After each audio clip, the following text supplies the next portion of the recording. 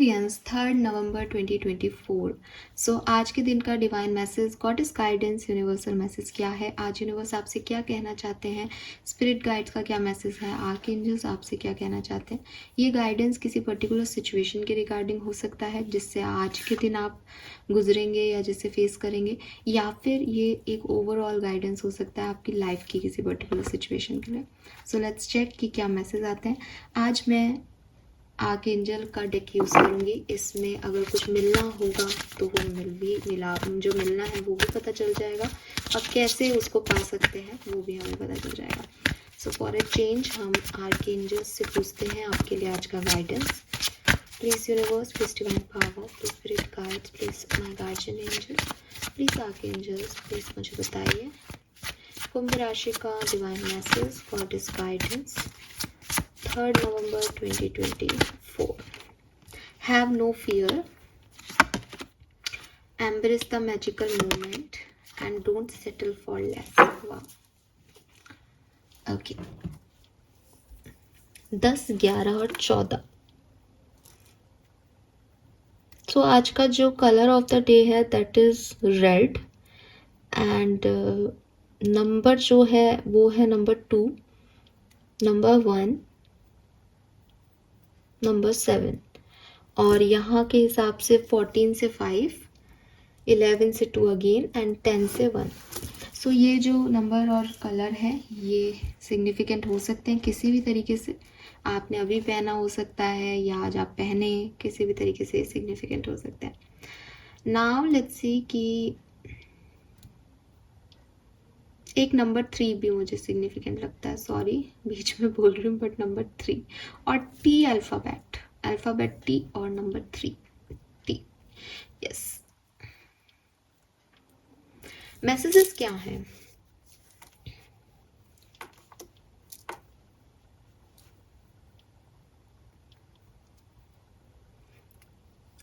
Okay, जिस intention से मैंने कार्ड निकाले थे कि आपके लिए मुझे परफेक्ट गाइडेंस मिल जाए, तो वो जो परफेक्ट गाइडेंस है वो ये है कि अगर आप अपनी लाइफ में कुछ बढ़िया करना चाहते हैं, अपनी ज़िंदगी में कुछ अबंडेंस पाना चाहते हैं या किसी मसलों से निकलना चाहते हैं, तो आपको अपने डर छोड़ने होंगे और आपको ये समझना होगा कि आपके डर आपको कॉम्प्रोमाइज़ करवा रहे हैं। मीन्स कि फॉर एग्जाम्पल कि मान लो आप ऐसे देखें हम कि आप बहुत लंबे समय से नौकरी ढूंढ रहे हो, आप जॉब ढूंढ रहे हो, और आप अभी भी कंटिन्यूसली जॉब में हो बिकॉज आपके पास आपके घर की रिस्पॉन्सिबिलिटीज़ हैं और आप नई जॉब भी सर्च कर रहे हो। अब आपको ये है कि मैं भाई ये जॉब में जो है लोग मेरे को पॉलिटिक्स कर रहे हैं तो मुझे नई जॉब ढूंढनी पड़ेगी। तो आप कंटिन्यूसली इंटरव्यू दे रहे हो, सर्च कर रहे हो कोई अच्छी जॉब मिल जाए एंड ऑल, लेकिन आपको वो जॉब नहीं मिल रही। अब क्या है कि दिवाली है, घर में खर्चे बढ़ रहे हैं, तो यू हैव दैट प्रेशर कि पैसा चाहिए घर में ज़्यादा, तो आप इस जॉब को क्विट करना चाह रहे हो क्योंकि यहाँ पे पॉलिटिकल एनवायरनमेंट है जो आपसे नहीं निभ रहा, आप बहुत परेशान हो। लेकिन क्योंकि घर वालों का एक प्रेशर आ गया कि पैसा बहुत ज़रूरी है, इस समय खर्चे बहुत बढ़ रहे हैं घर में, तो आपने अपने आप को ऐसे सिचुएशन में सेट कर दिया कि यार मुझे तो कोई नई नौकरी मिल नहीं रही और जो भी मिल रही है वो इससे कम पैसे की मिल रही है, मैं ऐसे ज्वाइन नहीं कर सकता, मुझे पैसा तो चाहिए ही, तो मैं ये चीज़ सह लेता हूँ, ये जो पॉलिटिक्स चल रही है इसको मैं सह लेता हूँ या सह लेती हूँ। इसे कहते हैं कि आप जानते हो कि आपको वहाँ से निकलना चाहिए, आप जानते हो कि थोड़ा प्रयास करोगे तो आपको नई जॉब मिल जाएगी अच्छे पैसे की, लेकिन सिचुएशंस ने आपको कॉम्प्रोमाइज़ करवा दिया, सेक्रीफाइस करना सिखा दिया कि अभी और चला लो, जब इतने साल से कर रहे हैं तो अभी 1-2 महीने और चला लो। अब इसमें कुछ गलत सही नहीं है, ठीक है, यहाँ पे मैं सोचना मैम इसमें गलत है, गलत सही कुछ नहीं होता।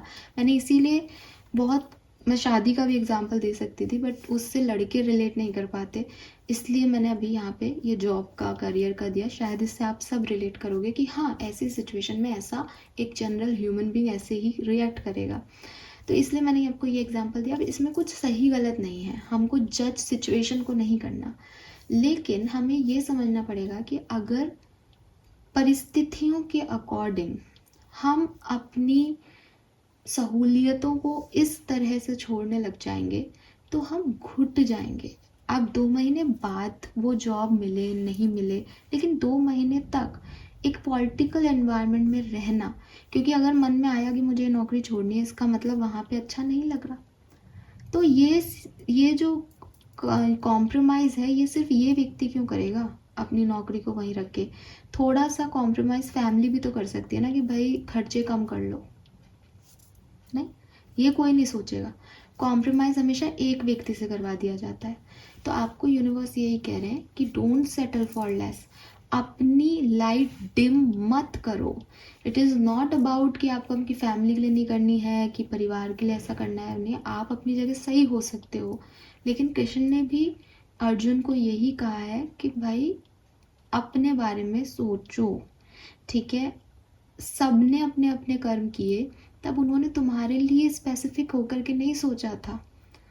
तब वो राज्य देख रहे थे, वो बोल नहीं रहे थे, तुम्हारी बीवी के साथ इतना कुछ हुआ, कौन आया इनमें से लड़ने के लिए। तो तुम भी थोड़ा सा अपने बारे में देखो।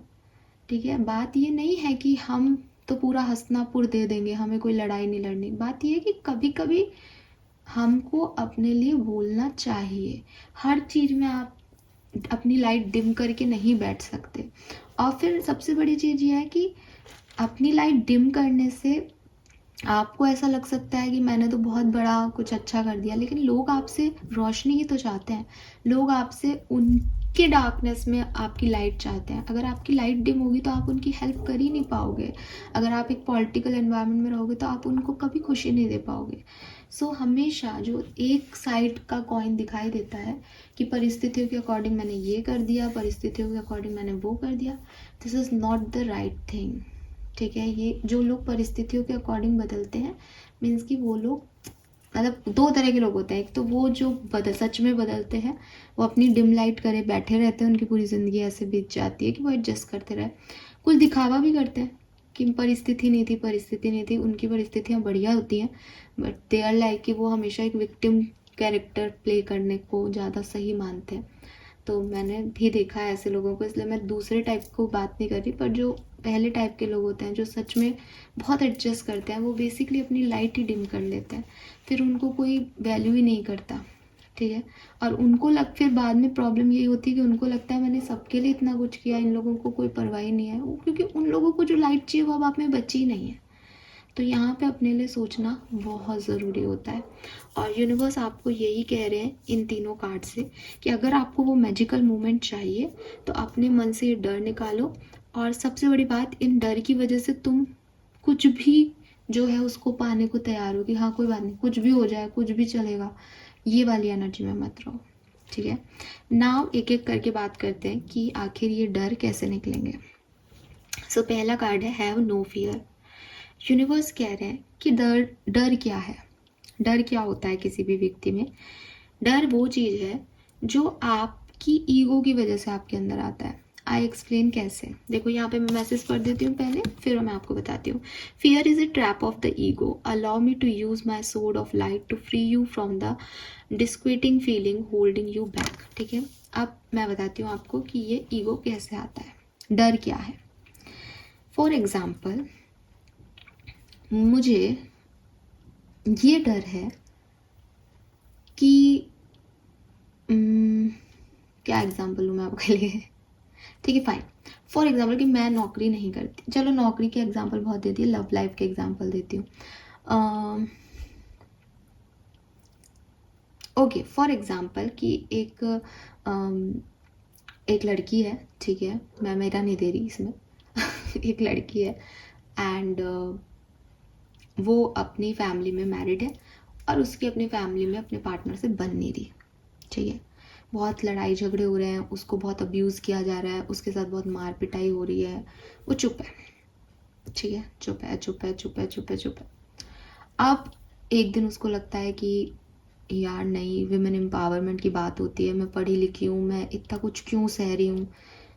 तो वो वापस उठना चाहती है, वहाँ पे बोलना चाहती है कि नहीं, अगर मुझे ऐसे ट्रीट किया जाएगा तो मुझे इस घर में नहीं रहना। ये सोचने में और इस चीज़ को पूरा करने में उसके मन में कई सवाल आते हैं।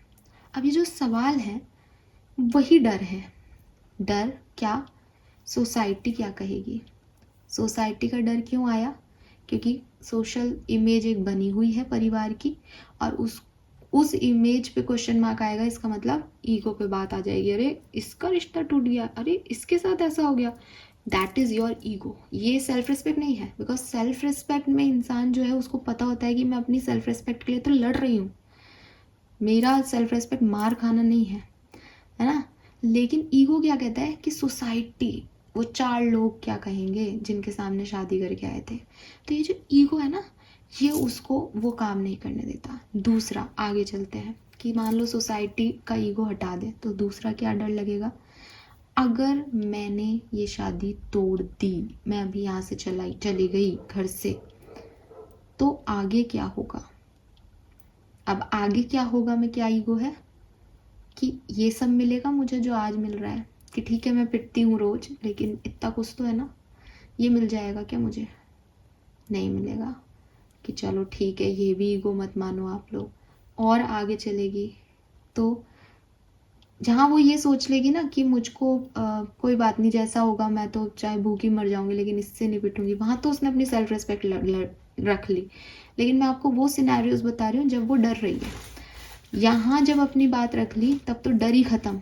जब वो डर रही है तो वो हमेशा अपने ईगो में ट्रैप हो रही है, वो उन लोगों से डर रही है, वो अपने लिए नहीं कर रही, वो उस ईगो मटेरियलिस्टिक वर्ल्ड में जी रही है जहाँ उसको अपनी मान सम्मान, अपने परिवार का, अपना खुद की भविष्य दिख रहा है कि मेरा भविष्य में क्या होगा। ये सब आपके जो है वो माया है।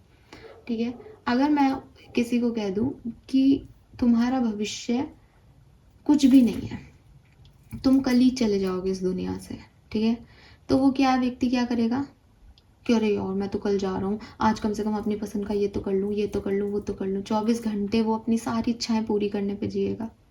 लेकिन जब उसको ये है कि पता ही नहीं कल क्या होगा, पता नहीं परसों क्या होगा, तो वो 1 साल बाद का भी सोच रही है वो औरत कि अरे 1 साल बाद अगर कुछ नहीं हुआ तो मेरी शादी दोबारा नहीं हुई तो मैं क्या करूँगी, मम्मी पापा भी नहीं रहेंगे घर में, भैया भाभी ने नहीं रखा तो क्या करूँगी। वो ये सब सोच रही है। क्यों सोचना ये सब? कैसे डर है ये? तो ये जो ईगो का ट्रैप्ड है, that is 8 of source energy. Basically ये 8 ऑफ सोर्स की एनर्जी है ये, कि हो कुछ भी नहीं रहा, बहुत क्लियर सिचुएशन है कि मुझे इस सिचुएशन में नहीं रहना, ये इतनी सी सिचुएशन है। लेकिन उस इतनी सी सिचुएशन में वो लड़की इतनी सी सिचुएशन को ना देख के, अगर मैं नहीं रही तो आगे क्या होगा, अगर मैं नहीं रही तो उस पर क्या फ़र्क पड़ेगा, अगर मैं नहीं रही तो इस पर क्या फ़र्क पड़ेगा, ये सब सोच रही है। That is the reason of fear. ये सारी सोच उसके डर का कारण है। ये सोच नहीं है तो कोई डर नहीं है। ठीक है, अगर कोई सोसाइटी नहीं है जिसके सामने इमेज बनानी है तो आज ही चले जाओ। विदेशों में यही हो रहा है कि आपका कोई ट्रेडिशनल कल्चर है ही नहीं, इसलिए वो लोग तुरंत तोड़ देते हैं। मैं नहीं कह रही कि तोड़ना सही है या नहीं, प्लीज़ एग्जाम्पल्स को ऐसे मत करना कि मैम आप इस चीज़ को कह रही हो कि ऐसा करना सही है। मैं सही गलत तो मेरा कोई जजमेंट नहीं है, बिकॉज मैं जिस जगह पे बैठी हूँ और मैं जो समझी हूँ इस दुनिया को, मैंने कई बार पहले भी रिपीट किया है, सही गलत कुछ नहीं है। सही गलत सिर्फ परसेप्शन है। मैं आप में से 10 लोगों के लिए सही हूँ, वही मेरे क्रिटिक्स जो होंगे उनके लिए मैं गलत हूँ। तो मैं तो एक ही हूँ ना, लेकिन परसेप्शन वाइज मैं सही गलत हूँ। इसलिए दुनिया में नथिंग इज सही और गलत। आपको ये समझना होगा कि आपके लिए क्या सही है।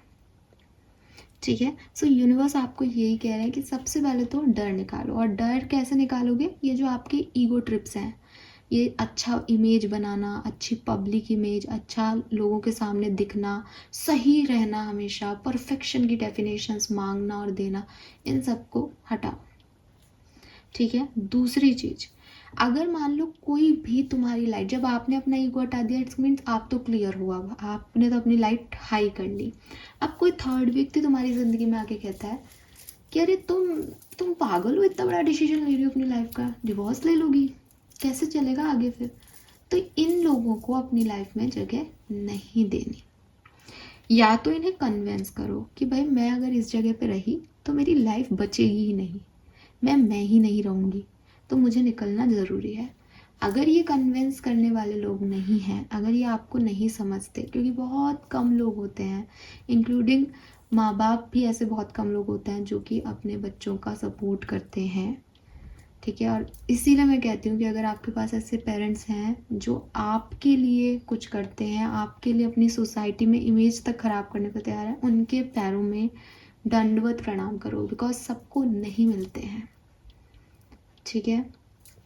सो ये बहुत बड़ी चीज़ है। आपको लगता है कि ठीक है पापा ने मम्मी ने सपोर्ट ही तो किया, नहीं, दुनिया बहुत गंदी है, ठीक है। वो हर जगह जा कर के बातें बनाती है, वो बातें कानों में पड़ती है, तो हमको कैसे, मेरे को एक वीडियो पे कोई बुरा लिख देता है तो बुरा तो लगता है यार, तो उनको भी कितना कुछ सुनना पड़ता है, बट वो अपने बच्चों का साथ देते हैं। सो ये ऐसे लोग होना, ऐसी इंटेंट होना अपने मन में कि कोई बात नहीं, मेरा बच्चा कर रहा है, मेरी बेटी कर रही है तो सही कर रही है, ये बहुत बड़ी चीज़ है। और ये मैं दिल से कह रही हूँ, बिकॉज मेरे पास ऐसे पेरेंट्स हैं जिन्होंने हमेशा सपोर्ट किया है, तो वो चीज़ आपको सच में ना बहुत मायने रखनी चाहिए, उसके लिए हमेशा ग्रेटिट्यूड शो करना चाहिए, बिकॉज मैंने ऐसे भी लोग देखे हैं जिनके पेरेंट्स उन्हें सपोर्ट नहीं करते हैं। तो दूसरी चीज़ जो मैं आपको कह रही थी वो ये कि बहुत सारे लोग बहुत कुछ कहेंगे, तो जिनको आप कन्विंस कर पा रहे हो उनको कन्विंस करो, डेफिनेटली अपना साइड दिखाओ उन्हें, ताकि उन्हें दूसरा परसेप्शन दिखे। लेकिन अगर फिर भी कुछ लोग आपकी लाइट को डिम करना चाहते हैं, आपको कहते हैं अब तो तेरा भविष्य गया, अब तो तू कुछ नहीं कर पाएगी, अब तो ये होगा, अब तो वो होगा, बेकार, गलत डिसीजन है, आजकल के लड़के, आजकल की लड़कियां, अगर कोई ऐसी बात कान में जाती है, उन लोगों को इग्नोर करो। ये मैं नहीं कह रही, ये मेरा नहीं है, ये यूनिवर्स आपको कह रहे हैं। But don't give up, give up मत करो। ये सोसाइटी का कुछ ट्रेंड है कि अगर आप सक्सेसफुल हो, आपसे जो रिश्तेदार कभी बात नहीं करते वो भी आपसे बात करेंगे। अगर आप डाउन जा रहे हो तो जो आपसे बात करते हैं वो भी आपके बारे में गॉसिप करेंगे दूसरे लोगों से। This is the fact of society. ये वो जगह है जहाँ आप और मैं रहते हैं, और हम भी किसी के लिए सोसाइटी हैं, तो हमें इस चीज़ में ऐसा नहीं समझना चाहिए कि लोग ख़राब हैं और हम बहुत अच्छे हैं। हम भी यही करते हैं। त्योहारों पे जो जाकर के गपशप होती है उसमें से कहीं ना कहीं कोई ना कोई किसी न किसी फैमिली के मेम्बर की बात ही कर रहा होता है। मैं नहीं कहती 100%, बट हाँ, करते हैं करने वाले। तो यही दुनिया है। अब इस दुनिया में अगर ये ऐसे जियोगे कि ये क्या कहेगा और वो क्या कहेगा, और मुझे ऐसा हो गया तो वैसा हो जाएगा और वैसा किया तो वैसा हो जाएगा, तो जब आप, वो लड़की जो मैं एक एग्जांपल दे रही हूँ, जब वो अपने घर में परेशान होकर के सुसाइड करेगी तब भी बातें होंगी, तब कहा जाएगा अरे बता देती, जब वो बताएगी तब भी उसको समझाया जाएगा। तो ये जैसा होना लिखा है ये वैसा ही होगा। इन पूरी कहानी में एक चीज़ है जो बदल सकती है, लोग तो कुछ नहीं बदलने वाले, बदल सकते हो आप, कि आपने आपके लिए स्टैंड लिया, आपने अपने आप पे गिव अप नहीं किया, आपने सिचुएशन पे गिव अप नहीं किया, और आपने अपने आप को ये भी रखा कि मुझे कोई डर नहीं है, बट मैं अपने आप को एक लेस चीज़ के लिए या लो चीज़ के लिए लो लाइट में नहीं डील करवाना चाहती। मैं जानती हूँ कि मैं क्या डिज़र्व करती हूँ, तो वो चीज़ बहुत ज़रूरी है। और आप जब ये करने लग जाओगे तो ये मैजिकल मोमेंट आपकी लाइफ में ज़रूर मैनिफेस्ट हो जाएगा। यस, ठीक है। So this is all for you Aquarius. I guess कि होप कि आपको इस तरह का तरीका गाइडेंस का अच्छा लगा होगा। हम कभी कभी करेंगे ऐसा। कर्मा कार्ड आपका क्या कह रहा है आज के दिन? Helps in on the way, ओम कृष्णाय नमः। तो आप अगर चैंट कर सकते हैं तो ओम कृष्णाय नमः का जाप करें। जब मैं ये रीडिंग कर रही हूँ तो राजस्थान में गोवर्धन करके जो है एक फेस्टिवल है गोवर्धन, तो अन्नकूट भी कहते हैं इसे, कृष्ण भगवान को ही समर्पित है। तो डेफिनेटली ओम कृष्णाय नमः का जाप हम सबको करना ही चाहिए। अच्छे दिन, अच्छा सा कार्ड आया है, और यूनिवर्स आपको ये इस कार्ड से ये भी कह रहे हैं कि अगर आप भगवान को प्रेयर करते हो, अगर आप उन्हें याद करते हो, अब अगेन आप चैंट कर रहे हो, ये तो बहुत बढ़िया है। अदरवाइज़ आप अपने से हायर ऑथोरिटी, डिवाइन एनर्जीज को किसी भी रूप में अगर याद करते हो तो वो आपकी तरफ हेल्प भेजते हैं। अब वो अपने रूप में तो आपकी तरफ आएंगे नहीं, वो ये तो कहेंगे नहीं कि जैसे फॉर एग्जांपल हमारे यहाँ पे विष्णु जी चक्र शंख गदा लिए हुए हम विष्णु जी की स्तुति करते हैं।